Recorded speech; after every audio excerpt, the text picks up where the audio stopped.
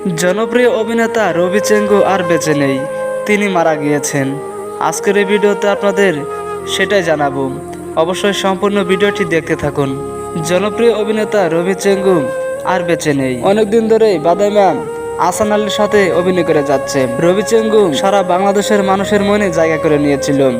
তার অভিনয় মানুষ পছন্দ করত। কয়েকদিন আগে বাদাই মা আহসান আলী মারা গিয়েছে। তবে রবি চেঙ্গু তার দলবল নিয়ে তার অভিনয় মানুষকে উপহার দিয়ে যাচ্ছে। রবি চেঙ্গুর কৌতুক সারা বাংলাদেশের মানুষ পছন্দ করেছে। এদিকে হঠাৎ করেই আজকে জনপ্রিয় এই অভিনেতা রবি চেঙ্গু মারা গিয়েছে। তিনি আর বেঁচে নেই, এখন আর মানুষকে বিনোদন দিবে না।